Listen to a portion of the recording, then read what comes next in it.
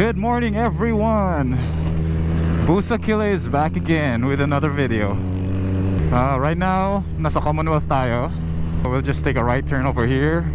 So right now, it's 5:49 in the morning. Papunta tayong McKinley. Daan tayong C5. Ang gusto kong pausapan natin ngayon is if pwede bang i-daily ang big bike. And mga buddy, ang short answer dyan is yes, pwedeng i-daily ang big bike. So thank you for watching. Dyan nagtatapos yung video natin mga buddy. Bye bye, peace out. Joke lang.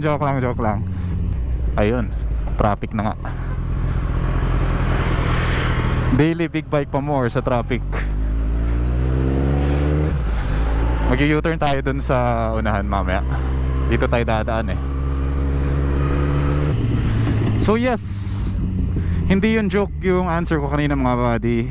Yes, pwede mong i-daily ang big bike. In fact, dinaily ko yung big bikes ko dati.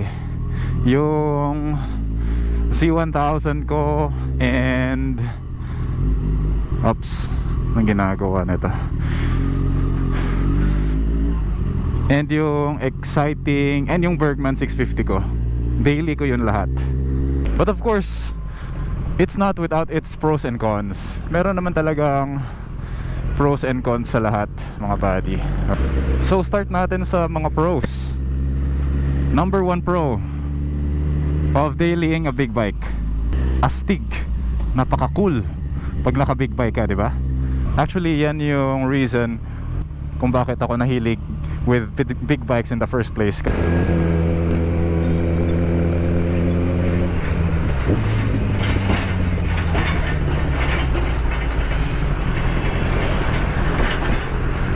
Yun.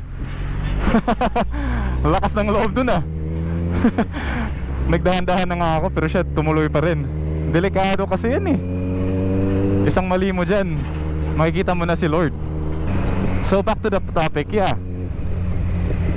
Cool ka talaga pag naka big bike ka, di ba?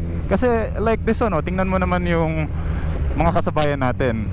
9 times out of 10, baka nga 9.9 times out of 10 walang big bike na nakasabay natin eh. So puro small bike yan. Ito big bike to. So yeah, most of na nakasabay mo is talaga mga small bike. So talagang naiiba ka. For sure ikaw yung head turner sa daan. Number 2 reason, I would argue na you are safer with a big bike. Why? Kasi you can accelerate out of mga alanganin na situations. Kasi mas malakas ang motor mo eh. Tapos syempre yung brakes mo mas malakas din. That means kung napunta ka din sa alanganin na situation na need mo ng mag-stop agad-agad, eh syempre mas malakas ang brakes nito compared sa mga maliliit. And of course, like I said sa previous videos ko, may mga advanced safety features na rin to, like ABS and traction control. Well, etong motor ko wala tong ABS, so ayun. Though yung ibig ko sabihin, yung mga newer bikes ngayon, even nga small bikes, may ABS na eh. Number 3 reason, especially if andito ka sa Metro Manila, napakalaking bagay ng big bike. Kasi if 400cc above ka, pwede kang dumaan sa expressways. Marami kang ways na makakalusot ka, makakaiwas ka sa mga traffic. Pero yun nga lang, magbabayad ka talaga. Pero I think it's worth the money naman. Na especially if nagmamadali ka or what, edi bayad ka na lang. 'Di ba? Mabilis ka pang makapunta dun sa pupuntahan mo if may expressway sa way na papunta mo. Tsaka advantage din sa expressway kasi hindi bugbog yung motor mo compared sa service road. Di hamak na mas okay yung road situation sa expressway. and mas safer compared sa kung nasa service road ka lang.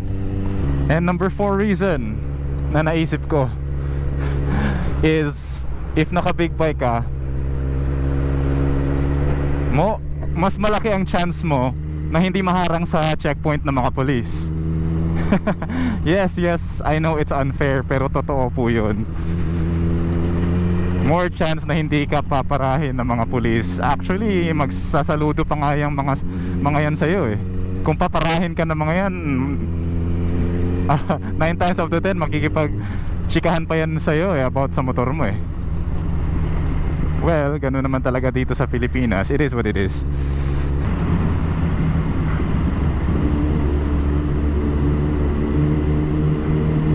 Oh, silaw.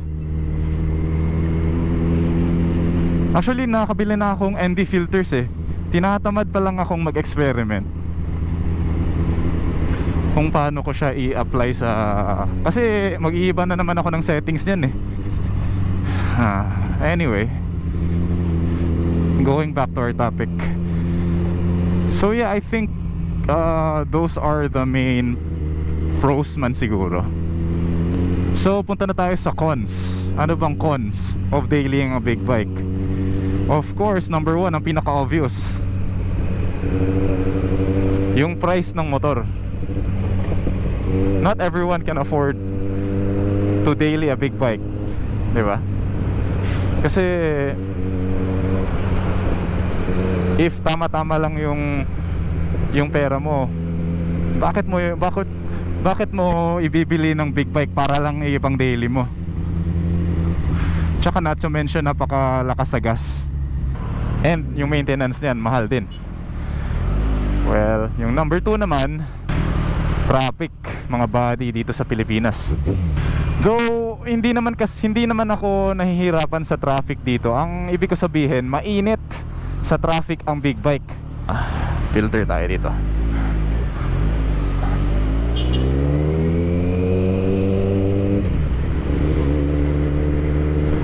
Pag bumper to bumper traffic, mga buddy, talagang wala.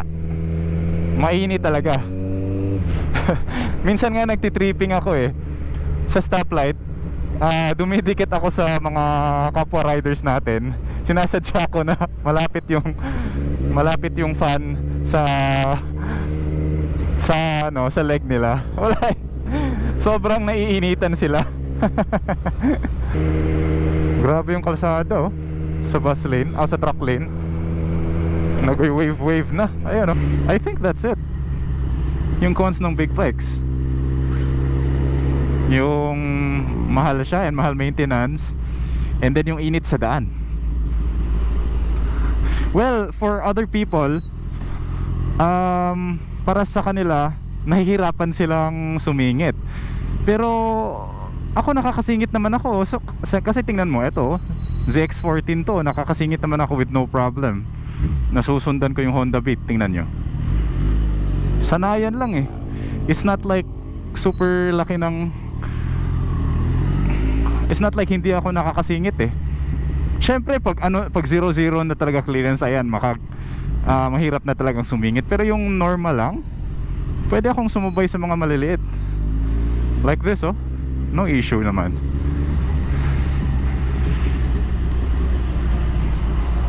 Laki na tong motor na to pero ayan oh, sanayan lang mga buddy.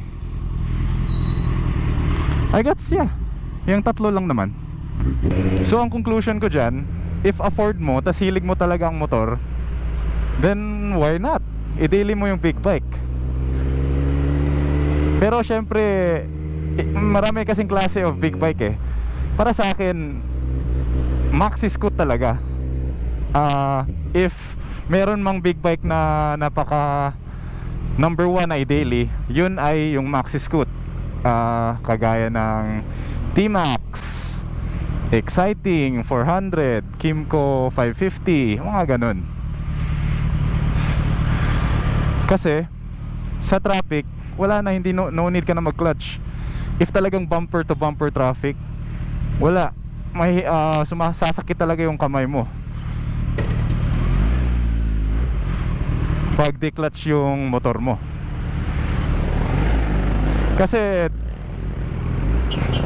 relatively mabigat yung clutch ng big bike. Kasi high performance yan eh, compared sa mga maliliit.